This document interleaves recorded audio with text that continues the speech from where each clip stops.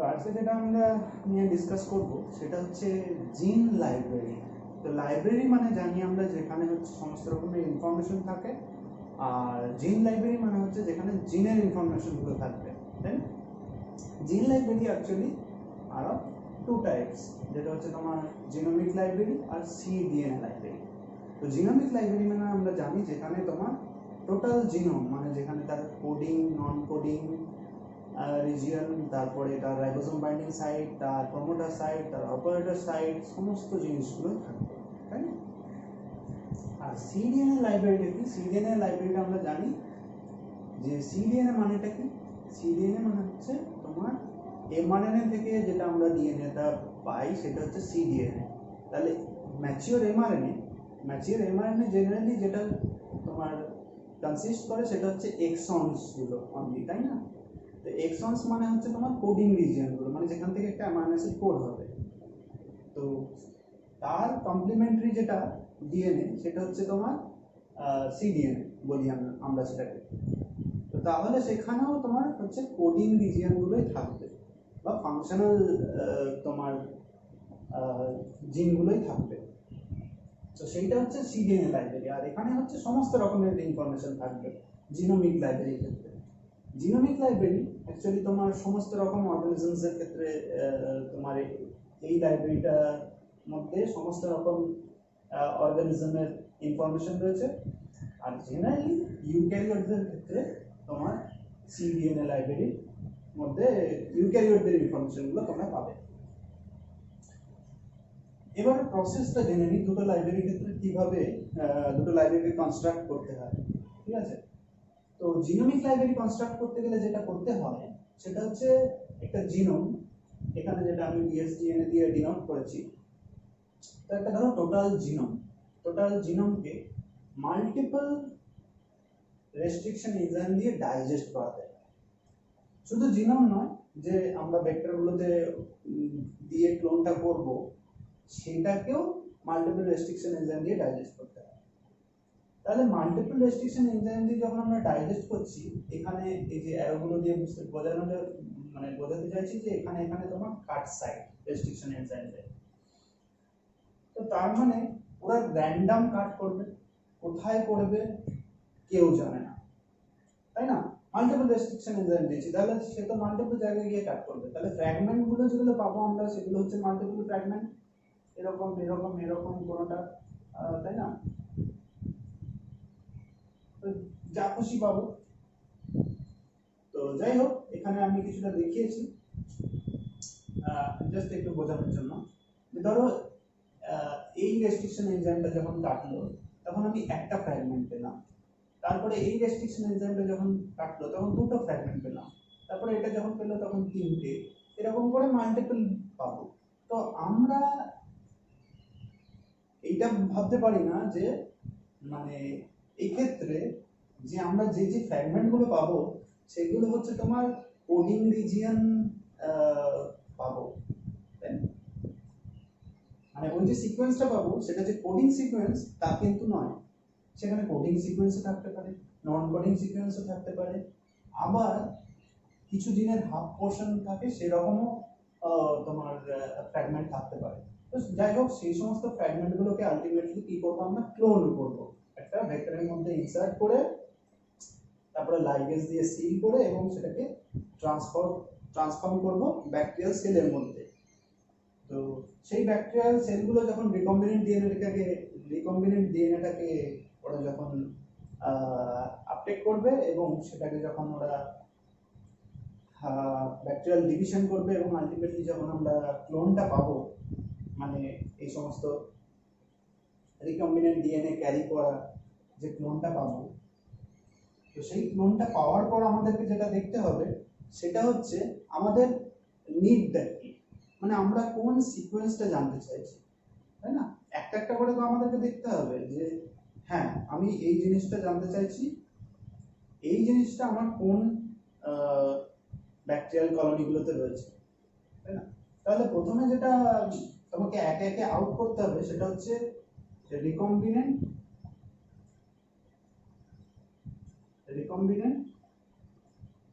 আর একটা হচ্ছে নন রিকম্বিনেন্ট। এটা এই দুই জিনিসকে আগে সেপারেট করে এগুলোকে আগে এলিমিনেট করতে হবে, তাহলে নন রিকম্বিনেন্ট যারা আছে তাদেরকে আগে বার করে দেবো, তারা আগে বেরিয়ে গেল। তাহলে রিকম্বিনেন্টদের মধ্যে এবার আমাকে যেটা দেখতে হবে যে পার্টিকুলারলি যে আমি যে জিনটা চাইছি সেই জিনটা ক্যারি করছে কোন ব্যাকটেরিয়াল কলোনিগুলো, তাই না? তো সেটা করার জন্য যেটা করতে হবে সেটা হচ্ছে আরেক রকমের স্ক্রিনিং, যেটা হচ্ছে বলে ফ্লোরোসেন্স ইন সিটু হাইব্রিডাইজেশন, তাই না? ফ্লোরোসেন্স ইন সিটু হাইব্রিডাইজেশন আমরা পড়েছি, জেনেটিক্সে পড়েছি, তাও একবার জেনে নিই। মানে এখানে অ্যাকচুয়ালি কি হয়, মানে যে ক্লোনটা ক্যারি করছে ব্যাকটেরিয়াল সেলটা, সেটাকে আগে কি হয় দেখো, আমি ছবিতে দেখিয়েছি যে এখানে যে ব্যাকটেরিয়াল কলোনিটা আমরা পেয়েছি বা মাস যেটা পেয়েছি সেটাকে আমরা নিয়ে একটা কালচার প্লেটে কালচার করেছি। তাহলে আমরা বিভিন্ন রকমের ব্যাকটেরিয়াল কলোনি পেয়েছি, মানে যেগুলো হচ্ছে তোমার রিকম্বিনেন্ট ডিএনএ ক্যারি করছে, ধরো এগুলো হচ্ছে রিকম্বিনেন্ট ডিএনএ ক্যারি করছে, সেইগুলো আমি বলছি এগুলো সব হচ্ছে তোমার রিকম্বিনেন্ট, ঠিক আছে? এরপরে আমি যে জিনটা পার্টিকুলার জিনটা চাইছি, যে ওই জিনটা কোন কোন কোন ব্যাকটেরিয়ার মধ্যে রয়েছে সেইটা যখন দেখতে চাইবো তখন আমাকে একটা অন্যরকম টেকনিক ইউজ করতে হবে, সেটা হচ্ছে কলোনি হাইব্রিডাইজেশন। তো কলোনি হাইব্রিডাইজেশন টেকনিকটা কি, একটা নাইট্রোসেলুলাস মেমব্রেন ফিল্টার বলে একটা ফিল্টার হয়, সেটাকে আগে এই কলোনির উপরে তোমার দিতে হয় এবং একটা সার্টেন প্রেশার তোমার তার উপরে দিতে হয়। দিলে কি হবে, তুমি ওই নাইট্রোসেলুলাস মেমব্রেন পেপারটাকে যখন তুলবে তখন তুমি দেখবে যে ওর মধ্যে কিছু কলোনি তোমার চলে এসেছে প্লেট থেকে। তুমি যখন সরিয়ে আনবে মেমব্রেন ফিল্টারটাকে তখন তুমি দেখবে কিছু কলোনি, এই দেখো ডিএনএ প্রিন্ট অফ কলোনিজ, কিছু কলোনি প্রিন্ট তোমার ওর মধ্যে পেয়ে যাবে তুমি নাইট্রোসেলুলাস মেমব্রেন ফিল্টারটার মধ্যে। এরপরে তোমাকে যেটা করতে হবে সেটা হচ্ছে এনওএইচ দিয়ে ট্রিটমেন্ট করতে হবে, মানে সেলটাকে ভাঙার জন্য প্রোটিয়েজ ট্রিটমেন্টও করতে হবে। আর যেটা হচ্ছে 80 ডিগ্রি সেন্টিগ্রেড টেম্পারেচার আমরা দিচ্ছি, কারণ হচ্ছে যে ডিএনএটাকে ডিনেচার করার জন্য। কারণ তারপরের স্টেপে আমাকে যেটা করতে হবে, একটা ফ্লুরোসেন্ট প্রোব ইউজ করতে হবে, সো দ্যাট আমি যে জিনটা চাইছি সেই জিনটার কমপ্লিমেন্টারি বেস করে তো আমি অলিগোনিউক্লিওটাইডটাকে সিনথেসাইজ করি। এই যে অলিগোনিউক্লিওটাইডটা এটা সিনথেসাইজ হয় করতে হয় আমি যদি কমপ্লিমেন্টারি বেসটা জানি, আমার ওই জিনটার যদি আমি কমপ্লিমেন্টারি বেসগুলো জানি তবেই আমি অলিগোনিউক্লিওটাইড সিনথেসাইজ করতে পারি। তাছাড়া যেটা করতে পারি সেটা হচ্ছে কোনো আগের একটা অর্গানিজমের পার্টিকুলার ওই জিনটাই যদি আমি জানি তাহলে কিন্তু সেটাকে দেখে আমি তার কমপ্লিমেন্টারি অলিগোনিউক্লিওটাইড আমি সিনথেসাইজ করতে পারি। সেক্ষেত্রে হয়তো পেয়ারিং যেটা সেটা হয়তো 100% হবে না, কিন্তু তোমার মোটামুটি কমপ্লিমেন্টারি হয়ে যাবে। তাতে কি হবে, আমরা ইজিলি আইডেন্টিফাই করব কিভাবে। রেডিও লেভেল প্রোব এখানে ইউজ করা হয়, সেটা হচ্ছে ধরো P32 লেভেল একটা প্রোব এখানে ইউজ করা হয়। এটা হচ্ছে প্রোব, তোমরা জানো এগুলো পড়ে এসেছো। তো সেটা কি হয়, যখনই আমরা ডিএনএটা ডিনেচার হয়ে যাবে এই তোমার এনএইচ প্রোটিয়েজ বা 80 ডিগ্রি সেন্টিগ্রেড দিয়ে টেম্পারেচার দিয়ে ট্রিট করার পরে যখন ডিনেচার করবে তখনই এই যে প্রোবটা গিয়ে ওর কমপ্লিমেন্টারি সিকোয়েন্সে গিয়ে বাইন্ড করবে, তাই না? তাহলে যখনই বাইন্ড করলো, এইটা হচ্ছে যখন আমি একটা তোমার এখানে দেখাই, এটা হচ্ছে একটা এক্সরে ফিল্ম দিয়ে যখনই দেখবো তখন ওই জায়গাটা পার্টিকুলারলি ওই জিনটা ক্যারি করছে সেই জায়গাটা তোমার হাইলাইট হবে, তাই না? তো এটা হচ্ছে কলোনি হাইব্রিডাইজেশন, এবং এটার থ্রু দিয়ে আমরা যেটা যে কোডিং সিকোয়েন্সটা বা যে জিনটা আমরা জানতে চাই ইনফরমেশন, সেটা আমরা জানতে পারবো।